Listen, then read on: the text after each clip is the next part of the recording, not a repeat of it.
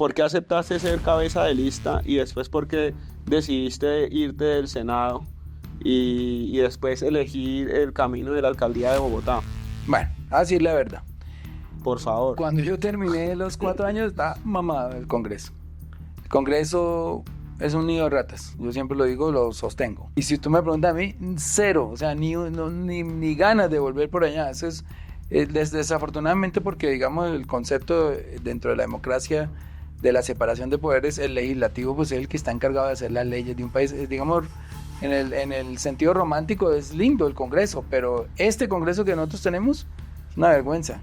Peñalosa le retrasó a Bogotá 50 años el desarrollo. Porque primero, en el 99, cuando era alcalde y tenía la plata del metro, prefirió, él dijo, no, yo en vez de hacer una línea de metro, haga 3 de Transmilenio, y nos sepultó el metro. Uy, el metro que robaron, que ustedes no se imaginan, yo lo voy a empezar a publicar, obra por obra, y voy a ir a visitarlas, y les voy a mostrar así, decir, mira, aquí esto tenía que haberse terminado hace tanto, ya tiene tanto invertido, y aquí no se ve. ¿Cuál chico? ¿El apellido repetido? Sí, no lo va a nombrar.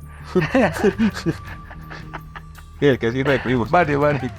Pero incluso en algún momento él dijo que el papá sí sabía, pero que después el papá no sabía. Presidente, cuando se presenta el escándalo, él mismo eleva una petición a la fiscalía de su puño y letra con su firma diciendo pedir investigar al hijo. Eso nunca lo hicieron otros presidentes cuyos hijos cometieron barbaridades peores. Entonces, ese talante del presidente, digamos, es el que marca la diferencia. Yo no puedo garantizar que un hijo mío haga o no haga cosas. Eso es imposible. En el caso de Nicolás, yo voy a decirte desde el punto de vista especulativo, digamos, me voy a entrar en el campo de la especulación. ¿Qué siento yo? Bueno, aquí estamos hoy con el señor Gustavo Bolívar. Un placer tenerte acá. Es el de... ¿Cómo te va? Bien, hermano. Muy sonado, ¿no? Sí, para bien, para mal, para lo que sea, siempre lo... ¿Cómo te sentís hoy, precisamente hoy, después del nombramiento y de toda la crítica? Yo siempre he sido una persona que no se deja influenciar por los comentarios. O sea, tú me vas a ver siempre igual de tranquilo. Hablen bien o hablen mal. Entonces, sigo siendo la misma persona, pero consciente de que ahora tengo una responsabilidad en los hombros brutal, grande. Bueno, eso es lo que te quería preguntar, Gustavo, poner esto acá, porque la crítica viene de que supuestamente vos no estás preparado para el cargo, que Petro te puso ahí porque sos amigo de él, que vos ni siquiera deberías de estar haciendo política. Entonces yo quería saber, ¿vos en qué momento elegiste hacer política? Porque vos tenías una vida muy tranquila, ¿no? Una vida aparte, hay que decirlo, exitosa, te ha ido muy bien. Estabas en Miami, te hubieses podido conectar y no venir para acá a mirar para nada. ¿Por qué elegiste hacer política? ¿Y qué le decís a la gente que cree que vos no estás preparado para los cargos que has tenido? Bueno, mira, yo vengo escuchando eso desde niño. Yo tenía como 14 añitos y con el fruto de mi trabajo me compré una máquina de escribir. Y yo les decía a todos que yo voy a ser escritor. Y todo el mundo me burlaba. O sea, no, pero que escritor es usted muere de hambre, salir, digamos, llegar a ser reconocido como escritor es uno entre 1.000.000. Bueno, y la hice. Ya siendo escritor, quise ser libretista. No, pero ¿usted dónde estudió libreto? No, yo nunca he estudiado libreto. La hice. Pues, modestia aparte, digamos, mis programas han tenido rating, he ganado premios, así he tenido un muy buen reconocimiento. Después quise ser senador y me decían, ¿pero qué hace un escritor en el Senado? Los mismos de la farándula ahí, eso no sirve para nada tampoco. Y yo creo que como senador cumplí una función muy importante y también cumplí. Y ahora lo mismo, siempre uno va a escuchar voces que lo quieren frenar. A veces por envidia, a veces por conveniencia, pero uno tiene que escucharse a uno mismo, hermano, el corazón de uno. Es que yo les digo una cosa, ni a la mamá, porque la mamá a veces también me decía, mire, ¿usted para qué va a ser periodista? Lo van a matar, lo van a no sé cuánta. Entonces las mamás también por su manera de proteger, también frenan, como habrá otros que no. Entonces, escúchense interiormente y tienen que saber si hacen o si dan o no dan esos pasos. Entonces, toda la vida me han dicho lo mismo. Ahora pues me dijeron que no sirvo para esto. En 3, 4 meses o 6, pues la gente ya tendrá noticias si pude o no pude. Bueno, antes de preguntarte lo del DPS, porque llegaste pisando duro, estabas denunciando unas vainas gravísimas, acusaste de corrupción, bueno, a alguien que está fuera del país porque precisamente es corrupto. Vos te hiciste la primera vez senador en el 2018. Eso te lo financiaste vos mismo, ¿no? La campaña, y te hiciste senador independiente. Sí. O sea, la primera campaña que fue lista abierta, también obtuve la mayoría de votación de la izquierda, pero fue como una de las 5 más grandes de Colombia. ¿Me ganaban quiénes? Los que compraban votos, ¿no? Ahí estaban los Char, ahí estaban una cantidad de gente pues, que se ha elegido comprando los votos. Pero pertenecía a un congreso donde también había otras figuras muy grandes como Uribe, como Mocus, que son electores gigantes. Mi votación estuvo detrás de las de ellos, pero digamos que fue mi prueba de fuego electoral, porque otra cosa es elegirse también en una lista cerrada, ya es más fácil, digamos, porque todo el mundo llega a votar por la lista cerrada y uno va captando curules ahí por el camino. La vaina es que para el 2022 vos ya, pues ya tenías mucha popularidad, sos una persona muy popular en redes. Vos dijiste que no tenías problema en donde te organizaran en la lista. Incluso dijiste, si me ponen de 20 no tengo lío, si me ponen de 11 no tengo lío, pero al final terminaste siendo cabeza de lista.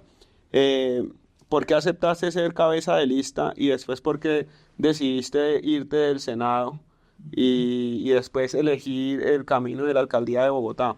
Bueno, a decir la verdad. Por favor. Cuando yo terminé los 4 años, está mamado el Congreso. El Congreso es un nido de ratas. Yo siempre lo digo, lo sostengo. Y las pocas personas que quieren hacer cosas por el país no las dejan. Yo presenté 66 proyectos para legalizar el cannabis, para que el Congreso no elija al procurador, para que el Congreso no elija al contralor, que me parece que de ahí nace la corrupción y la impunidad, para que medicina legal dejara de ser un apéndice de la fiscalía, para cantidad, 66 proyectos. Ninguno pasó. Ninguno pasó. Digo yo, ¿qué estoy haciendo acá, hermano? Aquí no hay forma de hacer reformas. Y para hacerla, entonces tiene uno que ir a chavarle la chaqueta a los compañeros, pero varios de ellos son corruptos, como ya lo ha probado las órdenes de captura que han recibido. Entonces me mamé del Congreso y yo le dije a Petro, yo me quiero salir de esto. Más bien dediquémonos a la campaña y me gustaría ir a su gobierno. Pero cuando yo dije, quiero ir en el puesto 20, yo no pensé que íbamos a sacar 20 curules. Yo creí que íbamos a sacar por ahí 15. Y resulta que cuando ya se dieron todas estas, digamos, discusiones internas dentro del pacto histórico, resolvieron que yo fuera la cabeza de la lista. Y me dijeron, no, manica, no se va a ir de 20, necesitamos quien jalone aquí los votos. Y seguramente por encuestas propias o por la percepción de popularidad, pues me dijeron, le toca ir al bate. Y yo le advertí al presidente, le dije, yo no voy a estarme acá 8 años. Yo no quiero estarme 8 años acá. Entonces, por eso al año yo me retiro. 8 años contándolos, claro, los 4 que llevabas ya. Pero es que además tú me preguntas si he extrañado el Congreso y yo le puedo decir con toda la verdad, ni un día, ni un segundo. Pero ya hay gente muy linda, ¿no? Está JP, está Paloma Valencia, Polo Polo. Sí. No, marica, yo le pregunté a Alexander López, que estuvo 20 y pico de años, le pregunté a antier ahí en la posesión, antes de la posesión. Le dije, ¿extraña el Congreso? Me dijo, ni mierda, no, nada, no lo extraño. Y si tú me preguntas a mí, cero, o sea, ni ganas de volver por allá. Eso es desafortunadamente porque, digamos, el concepto dentro de la democracia de la separación de poderes, el legislativo pues es el que está encargado de hacer las leyes de un país. Digamos, en el sentido romántico es lindo el Congreso, pero este Congreso que nosotros tenemos es una vergüenza. Mira, pues, ahorita volvemos al tema, es que vos un man de energía, así como que sentís que las energías son pesadas y todo. Allá ahora, discúlpame con tanta allá se siente como que la energía es pesada, como que no dan ganas de ir, o uno sale allá como cargado. Sí, yo cuando llegaba ya sentía unas energías ahí terribles, que le dan ganas a uno de salirse ahí mismo, pero bueno, yo hacía mi tarea, yo fui a hacer una tarea juiciosa, de estudiar, yo estaba en la Comisión Económica. 4 de mis compañeros ya están presos, porque son las colegas. Sí, colegas. O sea, yo fui colega de Char, fui colega de Ciro Ramírez, bueno, y otros hay. Otros que están investigados, porque esa es la comisión a donde llegan, digamos, ahí está el queso. Entonces ahí llegan las la ratica. Y ahí llegan, pues pucha, mira, porque es que es donde se puede enriquecer una persona con una reforma tributaria.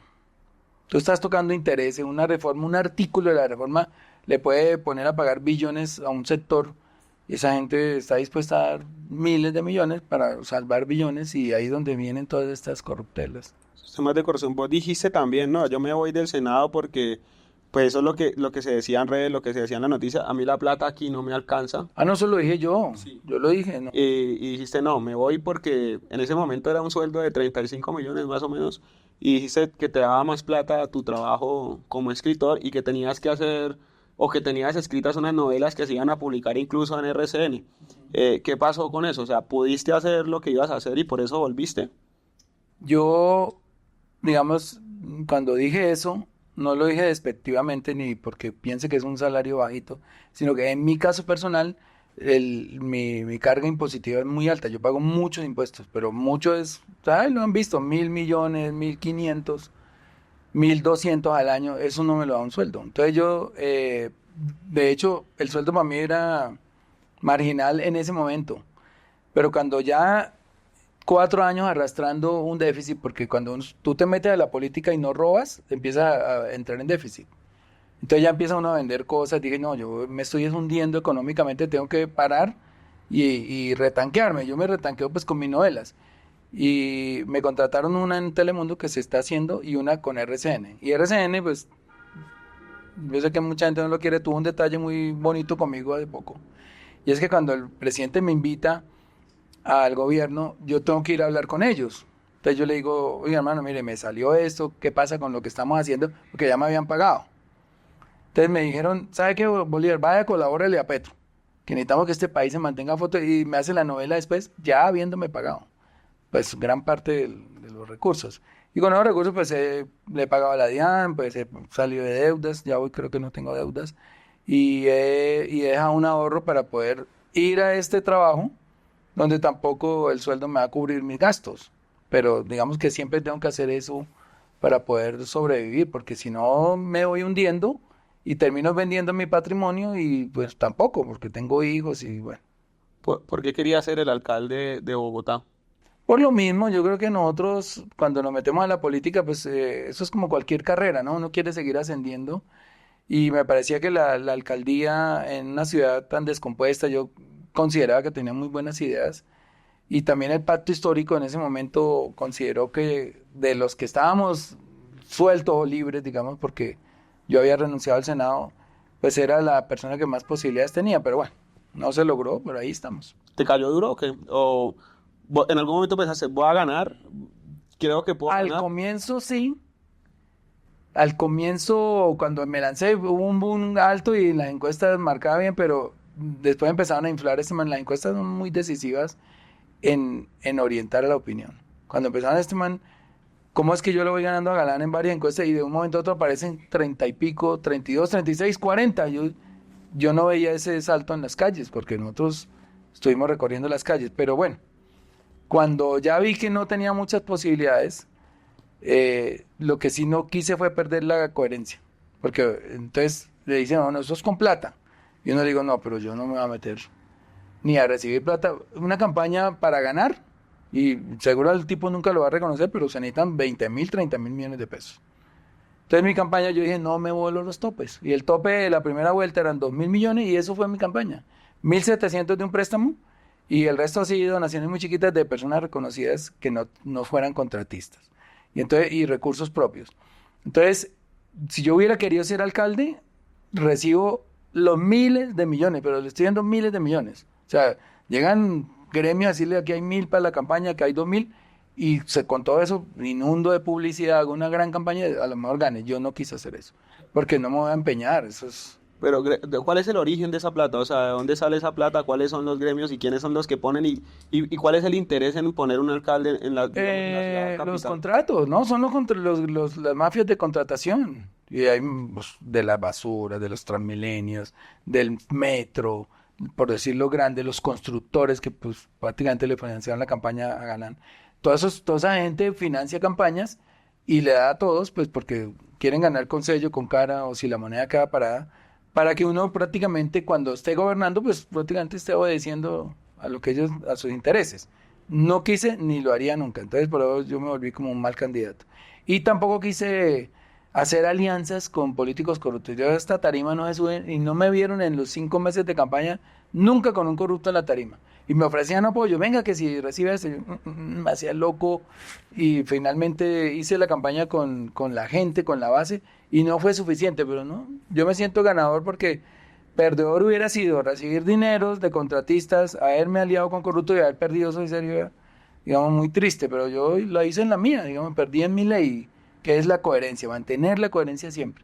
Eso al final de los años será reconocido o no, pero es lo que uno tiene que mantener. Vení, una pregunta. Entonces, cuando esos gremios, esos contratistas, esos empresarios ponen la plata y el candidato pierde, te toca, o sea, ¿toca devolver la plata o te No, pagan la plata? ellos, por eso te digo que ellos le dan un poquito a cada uno.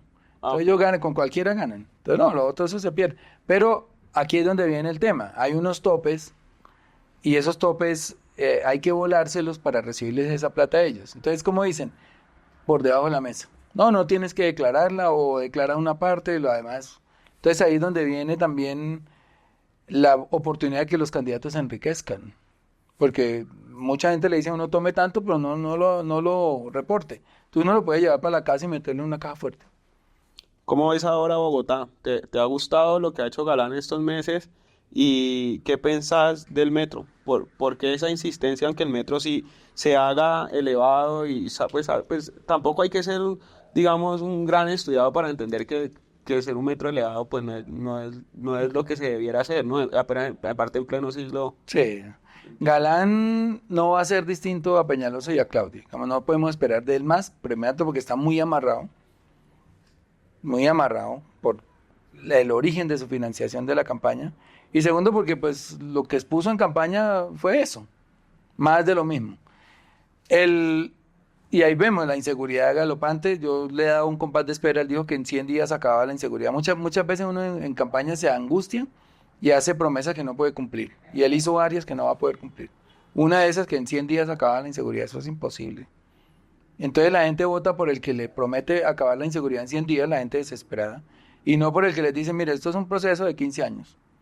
Y hay que empezar a educar a los niños, hay que volverlos bilingües, hay que montar una economía popular para que la gente que hoy no tiene empleo pueda emprender con créditos del distrito. Entonces la gente dice, no, eso es muy demorado, votemos por este que más bien en 100 días me acaba la... Pero van a pasar 20 años y no va a pasar nada, va a seguir igual. Entonces, bueno, eso. En el tema del metro, yo ayer pasé por la Caracas, venía para alguna entrevista de estas, y veía aquí se construirá la estación tal. 20 cuadras entre cada estación. ¿Qué hizo ese metro tan mal diseñado? Porque en ningún país del mundo las estaciones son tan separadas. Aquí son cada 20 cuadras, cada 1.600 metros. Condenarnos eternamente al bus. Porque la gente tiene que bajarse el metro, entonces si bajó en la 72 y la otra está en la 45, pues tiene que bajarse, coger un Transmilenio para ir a la 68 o a la, ¿no? Condenarnos eternamente al bus, porque cuando eliminemos los buses algún día, tú como un metro, la gente no va a coger un metro que está a 20 cuadras de donde va. Entonces nos condenaron eternamente a vivir del bus. ¿Por qué? Porque el bus es un negocio. ¿Cuál es el negocio? Que el distrito paga el déficit. Por eso este año pasado el distrito, y este año le toca pagar a Fernando Galán 3 billones de pesos a los privados, porque hagan o no, lleguen al número de pasajeros hora, ellos tienen que pagarle ese déficit. Entonces están cómodos. ¿Vos crees que Peñalosa se ha beneficiado de eso? Sí, claro. Porque has tenido alegatos, digamos, debates en Twitter, sobre todo con Peñalosa. ¿Vos crees que él ha sacado beneficio de acomodarle el Transmilenio a Bogotá? Pues él le ha hecho un favor a los privados y a los dueños de los buses. Ya ahí entrar a saber si ha recibido por eso alguna prebenda o algo. No, pero por lo menos sí, digamos, el prestigio que al comienzo ganó a nivel internacional, porque él se volvió muy prestigioso con ese sistema. Ya hoy en día cuando los países empiezan a prescindir del bus porque saben que o por el cambio climático o porque no es viable o porque no es cómodo, la gente está transitando hacia los trenes, pues ya él ha obtenido un beneficio. Son gente que cobra muy duro por las entrevistas, por las conferencias. y etcétera. Entonces, de una u otra manera sí hay un beneficio ahí, pero él, Peñalosa, le retrasó a Bogotá 50 años el desarrollo. Porque primero, en el 99, cuando era alcalde y tenía la plata del metro, prefirió, él dijo, no, en vez de hacer una línea de metro, haga 3 de Transmilenio, y nos sepultó el metro. Y en el 2015, cuando tuvo los estudios del metro subterráneo, que tenía estaciones cada 700 metros, digo, no, es mejor el elevado, que es más rápido y es más barato. Ni una cosa ni la otra. Pasado 8 años desde que él sepultó los estudios y no tiene ni siquiera los estudios del elevado. Hoy no hay estudios del elevado. Yo lo pregunto todos los días, si quieres, haz un derecho a petición. ¿Y cuáles son las 2 columnas entonces que están ahí a las que les toman fotos? Tienen los estudios de lo que se llaman la primera fase y la segunda, pero los de ingeniería de detalle. Es decir, tú tienes esta casa, ya tienes las paredes y el pañete, pero ¿qué piso le va a poner? ¿Qué color? ¿Qué estructura? Eso no lo saben, y por eso es que ellos no saben ni siquiera cuánto vale el metro. O sea, contrataron un metro sin saber cuánto cuesta. Eso es corrupción. Y contrataron un metro, tumbaron un metro que ya estaba, al igual que el de Quito, los estudios del metro de Quito subterráneo y los de Bogotá salieron al tiempo. Hoy el metro subterráneo está rodando en Quito. Y aquí llevamos 2 columnas y no hay estudios. Entonces, ese tipo atrasó el desarrollo de Bogotá 50 años. Y se acordaron de mí que en 2028 no va a haber metro. Bueno, eso te iba a preguntar, te adelantaste. O sea, lo sostuvo Peñalosa, Claudia López lo va a sostener Galán. Decís que cuando Galán acabe su alcaldía no va a haber metro. No. Ni estaciones ni nada. Sí, puede que haya algunas estaciones y eso, pero metro rodando, si quiere guarde la grabación, en 2028 no va a haber, que ya de por sí es una fecha lejana. O sea, Una grosería. él en 2015, cuando ganó la alcaldía, dijo, en 2016 estoy licitando y en 2020 está rodando el metro. ¿Cuándo crees que va a haber metro en Bogotá? 2030 por ahí. Yo solo voy a tener unos 2 o 3. Pero elevado. Elevado, claro, elevado. Bueno. Y el subterráneo, pues, no sé, pues están en prefactibilidad y Claudia por sacar pecho y decir que dejó contratada una línea, pues obviamente uno sin plata y todo puede contratar lo que quiera. Con vigencias futuras y pedirle a los presidentes que le hagan un COMPES, pues eso no tiene ninguna gracia, eso lo hace cualquiera. Realmente la hazaña era la de Petro en 2012, cuando toma los estudios que había empezado a hacer Samuel Moreno, terminar los estudios de fase 3 en 3 años convulsionados, donde lo sacaron de la alcaldía, donde no lo dejaban gobernar, entregó los 104.000 planos, eso sí fue hazaña, y que estaba para licitar y que ya hoy tendríamos metro subterráneo, como el de Quito. Bueno, pasemos entonces al tema, al DPS.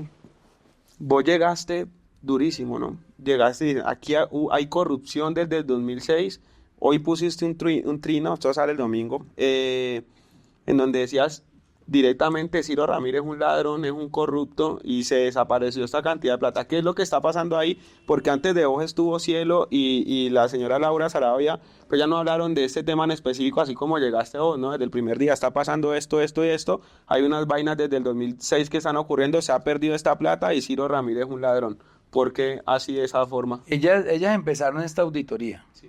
Para que el talante de ellas es distinto al mío. Yo soy el denunciador y voy... Tú no tenés filtro ni nada, ¿no? Sí, exacto. Ella es un poquito más precavida, pero ellas, digamos, iniciaron todas estas pesquisas. Lo que yo llego yo porque tengo que guardarme esto de una vez lo tiro. Hay 115 obras contratadas y 100 están paradas, o sea, suspendidas. O sea, contratadas desde el gobierno de Uribe, el de Santos y el de Duque. Correcto, pero más en el de Duque. Uy, en el de Duque robaron que ustedes no se imaginan. Yo lo voy a empezar a publicar, obra por obra, y voy a ir a visitarlas. Y les voy a mostrar así. Es decir, mira, aquí esto tenía que haberse terminado hace tanto, ya tiene tanto invertido y aquí no se ve. Y está paralizada la obra. O sea, lo que hicieron con el DPS, con Prosperidad Social, fue convertirlo en la caja mayor de la corrupción. Y la prueba está que de ahí nace el caso Marioneta, ¿no? De Mario Castaño, de Ciro Ramírez y otros nombrecitos que andan por ahí y a los que seguramente la Corte les tendrá que echar mano. Porque, digamos, al llegarle a las personas más vulnerables, estas personas son más fáciles de manipular electoralmente. Entonces, convirtieron eso en una entidad de corrupción. Y eso es lo que vamos a demostrar muy rápido, pero no nos podemos quedar ahí en la denuncia, sino después en ver cómo vamos a desempantanar todas esas 100 obras y a terminar por lo menos la mitad en el tiempo que yo esté ahí. ¿De cuánta plata estamos hablando más o menos? En estas obras fueron contratadas por 165.000 millones de pesos. Y el detrimento en este momento puede ser de 65.000, digamos lo que está ahí tirado que no se terminó. Es por lo que Ciro Ramírez está en la cárcel. Claro, claro. En algún momento se dijo que... Pero una cosa, porque a mí me dicen, pero es que en su gobierno también hay corrupción, mire lo de los carrotanques, sí, pero el gobierno denunció al tipo que se robó la plata de los carrotanques. A Olmedo López. Nosotros mismos. En cambio, usted mira a Pierre García, lo condecoró Duque.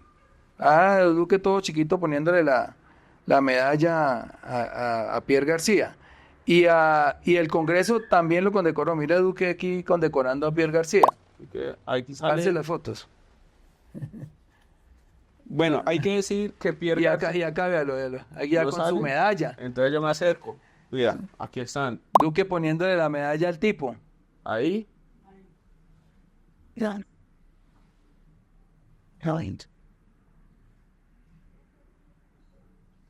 Par de pero Sí. hay que decir... Y el Congreso, de todos ahí posando con el tipo, claro, que le estaba dando los negocios. Ahí Y entra... valía la pena ir a leer el texto chiquito de la condecoración, ¿no? Ese salía a marchar con Ciro Ramírez, ¿no? Claro, aquí está Ciro Ramírez, véalo. Ambos amigos de Miguel Uribe, Turbay, que es bastante detractor tuyo también, ¿no? Con quien has tenido unas peleas. A ver, ahí también entra este tema de esta gente estudió en buenos colegios, en buenas universidades, fueron al exterior y estudiaron. Yo me estoy poniendo muy insistente con este tema en mis entrevistas, pero es que no he podido descubrir por qué. ¿Por qué vos crees que esa gente hace todo ese proceso y viene aquí a robar? Pierre García es un tipo que uno creería no necesita robar. ¿Por qué crees que roba de esa forma y después se vuela como un ampón? Pero mire que son familia. El papá de él también creo que fue condenado. Papá de Ciro. Y el papá de Ciro, no, y el papá de él. De Pierre García también. Y el papá de Ciro. Entonces, la reflexión que hay que hacer es, muchos HPs, los papás, enseñarle a robar a los hijos, ¿cierto? Porque yo digo, a mí no me tocó ser ladrón, pero si en suerte a mí me hubiera tocado ser ladrón, yo lo hubiera hecho como a espaldas de mis hijos, con mucha vergüenza de que ellos supieran. Pero no, estos son familias, clanes, que le enseñan a robar al hijo. Y vemos de esto aquí casos, podemos mencionar 10 o 15, de papás condenados y el hijo sigue robando y después el hijo sigue robando, ¿no? Ahí lo que pasa es que yo no sé cómo cuadran eso para que terminen impunes, pero cuando apareció el robo de los 500.000 millones de los OCAT Paz, ahí hay 2 o 3 tipos que los papás fueron ladrones. Enseñan a robar a los hijos, son tradicionalmente ladrones. Pero una jueza dijo que Pierre García no representaba ningún problema porque a él le iban a poner circular roja para que se devolviera a responder por esa plata. Una jueza dijo que no, que él no representaba ningún peligro para la sociedad y él está en Francia. ¿Vos crees que ahí hay un amañamiento también? Y de ahí viene el hecho de que no se escoja una fiscal alternada por Petro. Es que ese es el problema, por eso es que andamos nosotros siempre metidos en líos judiciales tú y yo. Uno podría decir que sí, pero meterse con ese tema, a asegurarlo muy jodido, pero sí hay muchos fallos de jueces que lo dejan a uno como que, uy, ¿cómo así? ¿Cierto?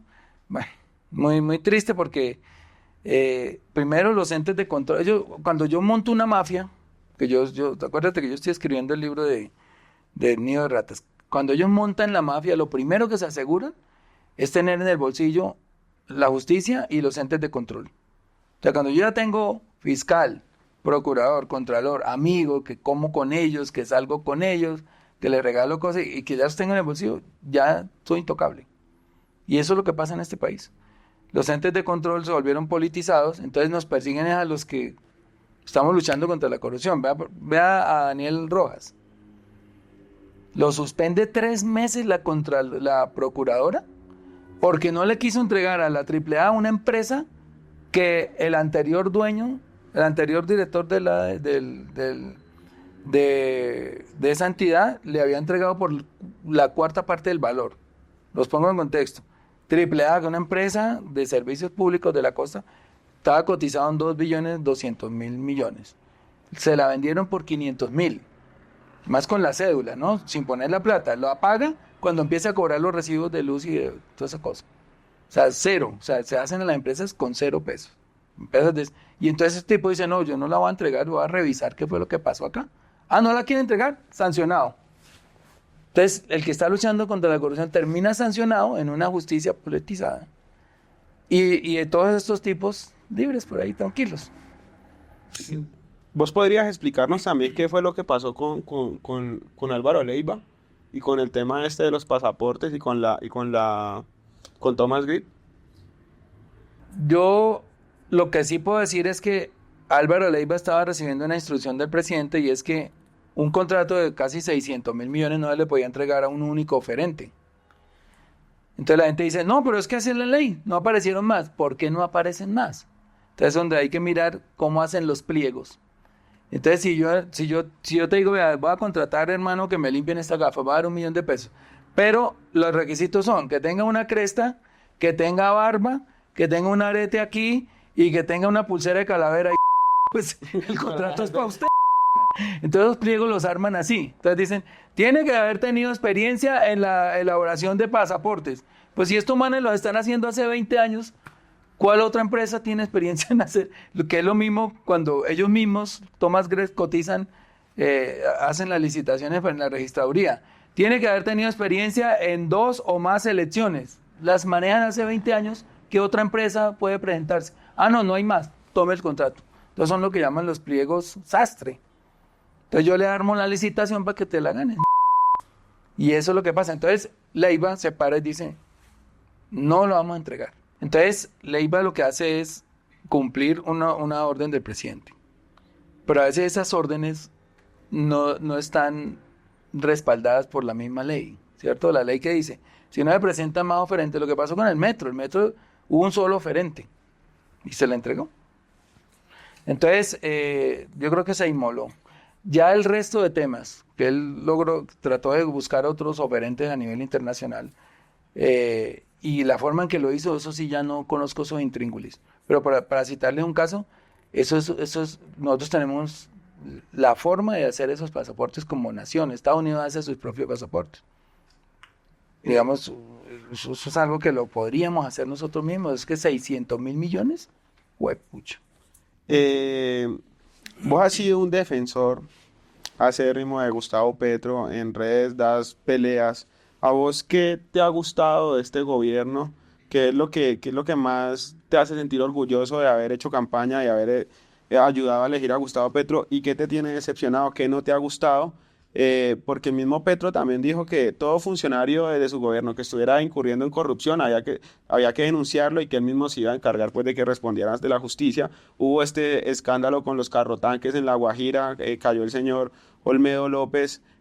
A vos, repito, ¿qué te ha gustado, qué te tiene decepcionado y qué crees que se puede hacer para poder por fin acabar con la corrupción en Colombia? Porque ya cambiamos de gobierno, pero hay unos tentáculos ahí que siguen metidos y que siguen generando como ese malestar, ¿no? A mí me ha gustado el manejo económico del país. Digamos, nosotros este año pasado, que fue tan difícil, había recesión mundial. Digamos, hay muchos factores externos que influyen en la economía local. Pero si en medio de esa recesión y sobre todo en medio de un alza de los combustibles del 60% en un año, el presidente logra bajar la inflación, logra bajar el desempleo, logra aumentar la inversión extranjera, logra que el agro despegue, digamos que el dólar baje, es porque hay un manejo económico moderado, digamos, serio. No podemos hablar aquí, como lo decían en campaña, que es que vamos a volver a Colombia como Venezuela. No, Venezuela imprima billetes, inflación al 100%, al 200%, al 300%, alcanzó a llegar. No, aquí ha habido un manejo muy, muy serio de la economía. Eso a mí me ha gustado. Lo del alza de la gasolina, pues era un dilema que tenía el presidente. Una de las promesas de campaña es acabar con la pobreza extrema, con el hambre. Pero si yo estoy subsidiando a los que tenemos carros, ¿cierto? Yo estoy diciéndole, la gasolina nos cuesta importarla y ponerla en venta 13.000 pesos, pero la estoy vendiendo a 8.000 y pico. Yo tengo que subsidiar eso, que fue lo que no hizo Duque. Duque por miedo, porque era un año electoral y por reelegir al uribismo, mantuvo los precios casi 3 años y eso fue quedando un déficit, porque ese déficit hay que pagarlo. Entonces eso va a un fondo que llama Fondo de Estabilización de Precios de los Combustibles y fue creando un déficit y eso fue creciendo. Si Petro no ataca ese déficit, o sea, si no paga esos 34 billones, pues se derrumba la economía, porque eso es un efecto dominó. ¿Cómo se derrumba? Las calificadoras de riesgo dicen, ese país está en déficit, está aumentando el déficit fiscal. Entonces, ¿qué es el déficit fiscal? La plata que no se consigue con los impuestos. Por ejemplo, si yo gasto 120, pero recaudo 20, yo ya tengo 2 puntos de déficit fiscal. Entonces Colombia nos la entregaron. Duque la entregó con 5.3 de déficit fiscal, más los 3 puntos de combustible eran 8. Entonces las calificadoras de riesgo dicen un país con 8 puntos de déficit fiscal ya está en un riesgo muy difícil de pago de deuda. Entonces la deuda empieza a crecer y a volverse más costosa, porque es distinto cuando yo le presto a un país que no tiene déficit a que uno que tiene déficit. Le dicen, yo le presto pero con intereses altos, porque tengo un riesgo. Todo eso es un efecto dominó, entonces el presidente lo ha manejado muy bien. A pesar de ser una medida impopular, que incluso me pegó a mí durísimo en la campaña. Yo durante los 3-4 meses de campaña, 600 pesos mensuales subía la gasolina. Y uno sentía en la calle, cuando salía a repartir volantes, que ese era un tema que le estaba pegando muy duro a la gente. Yo creo que en un año sin esa alza hubiera sido distinta la votación. Pero eso castigó durísimo a la gente que tiene carros, y es la clase media, y esa gente no quería saber nada de nosotros, ¿cierto? Y entonces yo creo que el presidente se ha manejado muy bien la economía. Hay cosas obviamente que no gustan, la forma de gobernar, los escándalos familiares uno no los puede ocultar, pero que también depender de lo que haga el hermano, el hijo, bueno, etcétera. También nos miran con otra óptica, digamos, todos esos escándalos de la primera dama los veo un poco injustos, porque pues todas las primeras damas se maquillan, todas pues viajan y etcétera, y de hecho hemos visto que las demás también viajaban, pero ¿por qué se centraron en esta? Pues porque ellos manejan los medios, porque ellos tienen el aparato de propaganda, y entonces cada cosa que haga repercute mucho más que lo que hagamos nosotros. Pero digamos, lo que la gente dice es que se prometieron unas cosas que iban a cambiar. Pronto, el comportamiento de la primera dama no debió de ser diferente al de otras primeras damas, ¿no? Porque se habla también de que ha viajado mucho, de que gasta muchísimo en asistente, en maquillador, en masajista y ese tipo de cosas que de pronto generan como unas dolencias ahí, porque mucha gente dice, pues era un gobierno que representaba otras cosas, que tenía otras ideas. ¿Por qué ahora salir a defender a una persona como Verónica Alcocer, que además de ella se ha dicho que ha dado puestos a dedo, ¿no? Que se le han dado puestos a amigos de amigas de ella y cosas así que pues creería uno que caen en temas ahí parecidos al nepotismo, ¿no? Tienes razón en algo, digamos, no por el hecho de que las anteriores primeras damas viajaran y pues se maquillan y tengan un fotógrafo, eso es natural. No quiere decir que nosotros teníamos que hacer lo mismo. Sin embargo, si uno mira la exageración que han hecho de esa nota, aunque tiene razón en eso, vaya, mire, y yo tengo la estadística de cuántas veces viajaron en comisión, digamos, comisionadas las primeras damas de Santos y de Duque, y han viajado más que Verónica. Pero lo que te digo, a nosotros nos califican con otra óptica porque prometimos un cambio, precisamente, y en eso sí tiene razón. Pero no quiere decir que ella haya gastado más, ni que haya viajado más que las anteriores, simplemente que tenemos las miradas encima y todo el aparato de propaganda del uribismo, que son muchos medios tradicionales, muchos medios con mucho poder, pues están encima de nosotros mirando cómo critican cada cosa, ¿no? Por ejemplo, voy a tomar un caso. Este chico, bueno, no es que no lo quiero nombrar porque no me gusta hacerlo popular, pero nos critican en ese debate entre la tecnocracia y el activismo, ¿no? ¿Cuál chico? ¿Yo repetido? Sí, no lo va a nombrar. Sí, el que sí repetimos. Varios. Todo eso que nos están criticando ha pasado en gobiernos anteriores, pero multiplicado por 10, o sea, mucho peor. Más corrupción, más nepotismo. El nepotismo en los gobiernos anteriores ha sido terrible, la corrupción, pues ni qué hablar.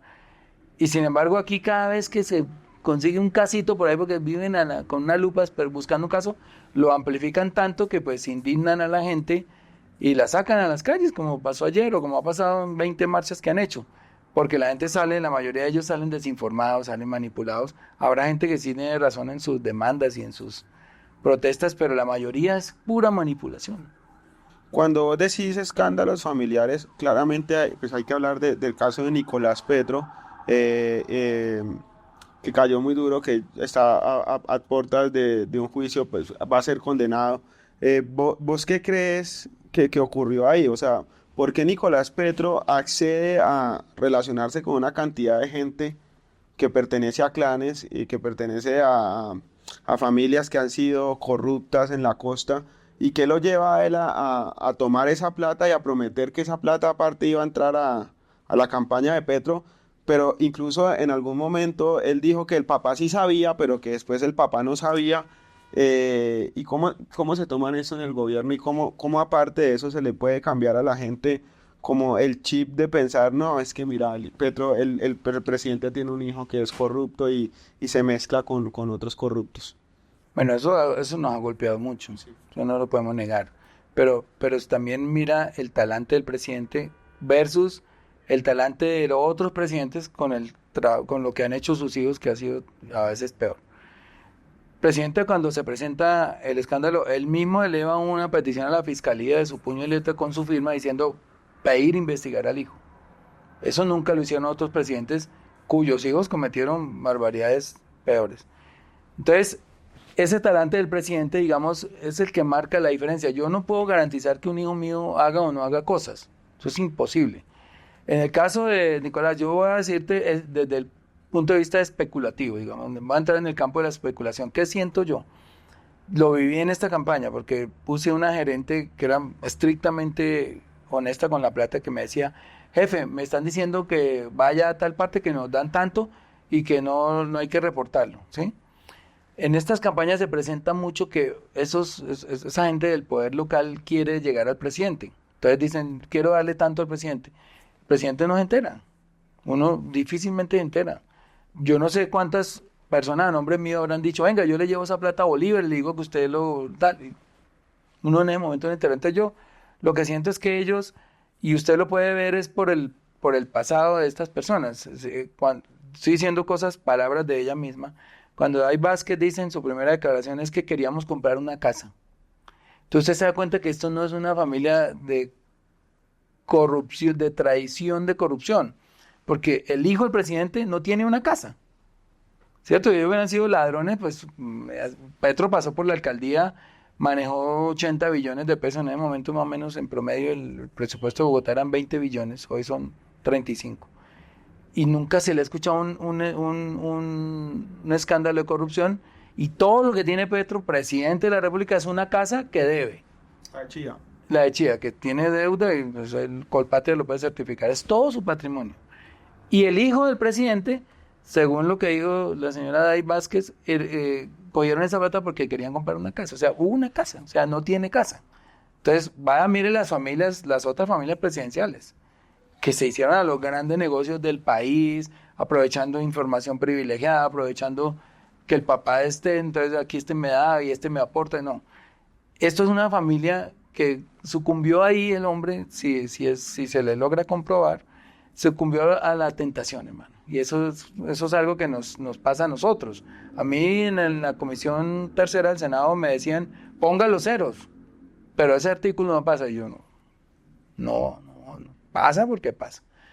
Lo que pasa dicen, demuéstrenlo. Entonces, como todas las conversaciones son, venga al celular, venga para acá que es que necesito decirle algo. Entonces, si uno sale a decir quién fue, le dicen, no, eso es mentira, muéstrame la prueba. Entonces queda uno ahí como... Pero la plata es una tentación muy degenerada. Eso, digamos, una gran parte de la humanidad sucumbe ante esa tentación y otra no, pero... Sí, digamos, en el caso de Nicolás es que quería tener una casa, pero terminó viviendo al lado de los Char con carros y con una fortuna inmensa, que eso de verdad yo... No, pero no tiene fortuna. Si ustedes miren cuál es la fortuna de Nicolás, no. Ella dijo que habían recogido 700 y pico de millones. Eso no es nada para uno, digamos, eso vale un apartamento hoy en día. O sea, no es una gran fortuna, pero así sea un peso, no debió hacerlo. Esperemos a ver qué pasa con el juicio, si se comprueba todo eso. Pues. El otro, digamos, punto débil que ha estado en el gobierno de Petro es el tema de Benedetti, ¿no? Vos en campaña tuviste una pelea con Benedetti en redes que después la resolvieron, Pero a Petro se le criticó mucho que haya recibido a Benedetti en la campaña. Después se ha criticado el tema este de las maletas, de los audios de Benedetti y que a Benedetti le hayan dado una embajada pues después de todos estos escándalos. ¿Vos qué pensaste cuando vincularon a Benedetti a la campaña y qué pensás ahora con todo lo que ha pasado con él y con Laura Sarabia también? Eso tiene un Llegaron antecedente, juntos. eso tiene un antecedente. Y el antecedente es 2018. Cuando Petro le lanza la presidencia en 2018, que fue una campaña muy parecida a la que yo hice en la alcaldía. Aquí no se sube en corrupto, aquí no se sube gente cuestionada, aquí todo es limpio. Él se da cuenta que no puede ganar. Entonces va otra vez para 2022. Y él dice, yo tengo que abrir el espectro, digamos, y es cuando convoca un pacto histórico. Dice, distintas fuerzas que compartamos un programa común tienen que entrar acá. Y los dos primeros que entran son Benedetti y Roy. Yo esto lo he explicado, de pronto, si me perdonan si lo han escuchado, pero cuando Petro lanza el pacto histórico, que fue en una columna que escribió en el programa de los Gustavos, que yo tenía con él los domingos, una columna se llama un pacto histórico y explica cuál es la dinámica de ese pacto histórico. Y yo me acuerdo que la semana siguiente, digamos, la columna aparecía los domingos, entre semana aparecían ellos dos. Que, bueno, ¿cómo es lo del pacto histórico? Vamos a hacerle, le dijo Roy. O sea, ellos se acercaron, Sí, fueron ellos. y Petro dijo, listo, porque él necesitaba ya de esas fuerzas. Y es cuando empieza a crecer el movimiento, pues tanto que llegamos al triunfo, pero con esas fuerzas. Eso no era fácil sin esas fuerzas ganar. ¿Qué tiene una persona como Petro en la cabeza en ese momento? Una reforma social en su casa. Digamos, la lucha de un joven que se va a la guerrilla para cambiar su país, después se da cuenta que ese no es el camino, que es equivocado, después empieza en el Congreso de la República una carrera brillante de denunciar el paramilitarismo y todo, y se da cuenta que en últimas lo que acaba la violencia es la justicia social. Entonces él tiene en mente unas reformas sociales y él entra en una etapa de pragmatismo. ¿Sí? El romanticismo del 2018 al pragmatismo de 2022 y es necesito hacer esas reformas. Para hacerlas tengo que ganar. Y ya estando allá, entonces por eso es que al comienzo también hace un gabinete de distintas fuerzas, por eso entra el liberalismo, la U, el Partido Conservador, entran todos a ese gabinete porque él en su mente tiene sus reformas. Por el camino eso se va dañando, porque en el Congreso las fuerzas que él logró, digamos, aglutinar para el primer semestre, que fue cuando aprobamos la reforma tributaria, ya se van dispersando o empiezan ellos también a pedir cosas que no le pueden dar. Bueno, se dañó la coalición. Pero el Petro el Petro no ambiciona ser presidente ni pasar a la historia, sino el joven que se va a la lucha armada es porque sabe que tiene que transformar una sociedad desde la base, desde la gente que está aguantando hambre, de la gente que no tiene salud, desde la gente que no tiene educación. Y él, por encima de todo, ya pone el pragmatismo en las reformas. Sí, por eso es que entran los Benedetti y los estos. Por eso es que cuando sale esa foto con Dilian, yo hago y uno mete la cara para otro lado y todo, pero él en ese momento está pensando es en la gente que está jodida. ¿Sí? Y nos tenemos que comer un poco de sapos. Yo me comí varios, que entró Prada, que entró Liscano, que entró el otro, que entró el otro. Y yo digo, pues esta gente no es de la causa, hermano. Y al final uno tiene que entender que es que la meta de Petro no es ni pasar a la historia ni ser presidente, sino sacar unas reformas y va a seguir insistiendo. Y ha visto lo difícil que ha sido. Mancuso volvió al país, ya está acá. Mucha gente pensaba que Mancuso iba a venir, iba a estar en la cárcel, iba a comparecer en la JEP. Una jueza le dicta al señor Mancuso libertad condicional. ¿Vos qué pensás de la llegada de Mancuso, de que tenga libertad condicional y de las cosas que va a decir en la JEP? Incluso antes de ayer dio una declaración en donde el man dice que Álvaro Uribe Vélez es el responsable del asesinato de Jesús María Valle y de la masacre del Aro. Pues Mancuso y otros paramilitares tienen, y también guerrilleros, tienen la capacidad de entregarle a este país la verdad. La verdad es uno de los 3 requisitos que necesitan para hacer la paz. Y eso lo tiene claro la JEP y es, digamos, sobre lo que se mueve la JEP, ¿no? Que es la reparación, la verdad y las penas alternativas. Porque cuando tú haces las paces o haces una negociación con un grupo guerrillero paramilitar, pues lo primero que ellos negocian es cómo va a ser mi libertad. Porque sí, voy a reconocer unos delitos, voy a tratar de reparar, pero nadie quiere pagar cárcel. Entonces, en Justicia y Paz les pusieron unas penas de 5 a 8 años de prisión. Y la JEP lo que dijo es, vamos a hacer penas alternativas, ¿cierto? Pero ahí también entran los militares. Lo que pasa es que al final no quisieron, pero muchos militares que cometieron atrocidades, porque aquí ha habido 3, yo digo 4, aunque la JEP dice 3, digo que ha habido 4 actores en ese conflicto, que son la guerrilla, los paramilitares, el Estado y los empresarios que han financiado a unos o a otros. O sea, el capital también ha entrado en ese conflicto. Entonces la JEP lo que dice es, vengan, confiesen todo lo que saben para que armemos el mapa de la verdad y a partir de esa verdad reparemos y hagamos un punto final y empecemos este país hacia adelante. Sin embargo, hay gente que no entiende eso. O sea, la gente quiere... Si yo me siento a negociar contigo, tú eres un guerrillero y te digo, mira, te voy a dar 50 años de cárcel, sigamos negociando. Tú te paras y sigues en el monte y dices, no, pues si me va a ir 50 años de cárcel, porque eso es lo que merecen realmente, tanto los que han cometido delitos de lesa humanidad, mínimo merecen 50 años de cárcel. Pero si esa es la base de la negociación, pues no hay negociación. O sea, que dicen, no, mío, atrápeme. Yo voy a estar ahí esperándolo y nos damos un plomo. Pues eso hay que pararlo de alguna manera en algún momento y por eso esa justicia transicional que se inventan en la JEP ha sido un modelo para otros países y la ONU y bueno, muchos organismos lo felicitan incluso porque es que es una justicia transicional. ¿Qué quiere decir? Que si yo estoy peleando contra el Estado, ¿no? Yo soy la guerrilla y estoy peleando contra el Estado, pues yo no creo en el Estado. Usted no me va a meter a los de la Corte Suprema que me juzguen, ni a los de la Fiscalía, si eso está corrupto, si ellos son el establecimiento, ¿cómo así? Si usted quiere negociar conmigo, montemos un sistema transicional de justicia. Transicional quiere decir que dure un tiempo, mientras se surten todas estas negociaciones, y montemos una justicia independiente de esa contra la que yo estoy peleando. Y por eso se crea la JEP. Entonces, todo eso la gente no lo entiende, ¿no? Entonces quieren que ¿por qué estos guerrilleros están en el Congreso? ¿Dónde los quiere, su merced? ¿En la cárcel? ¿Por qué no los agarraron? Uribe tuvo todo el presupuesto, tuvo 8 años y Santos otros 6 para ponerlos presos. No pudo. ¿Qué hacemos? Sigámonos matando otros 100 años. No. Sentémonos a negociar, pero la base de la negociación, yo como comandante o de paramilitar o guerrillero, pues no es denme 60 años de cárcel y sigamos hablando, ¿no? Entonces ellos quieren es, sin embargo han pagado. Mancuso, que es el caso de tu pregunta, ha estado creo que 13 años preso y él ha acusado a Álvaro Uribe de haberse recibido dineros del paramilitarismo para elegirse en 2002, pero también de haber participado en las masacres, cuando sea por omisión o por acción. Y entonces, ¿qué dicen? Son unos ampones, son unos criminales, no se les puede creer. Pero en el caso contrario, cuando ya quieren involucrar a Iván Cepeda o a alguien en algún caso, que fue lo que quiso hacer Uribe, entonces el testimonio de los criminales sí vale, ¿no? Entonces dicen, sí, Cepeda vino a ofrecerme plata aquí para que yo actuara contra usted y toda la cosa. Entonces, el testimonio de los criminales sirve cuando es a favor de ellos, pero cuando es en contra, entonces ya son criminales que no tienen credibilidad.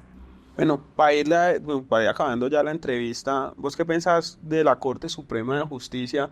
Hoy tenían que nuevamente votar para elegir a la fiscal y nuevamente no eligieron fiscal.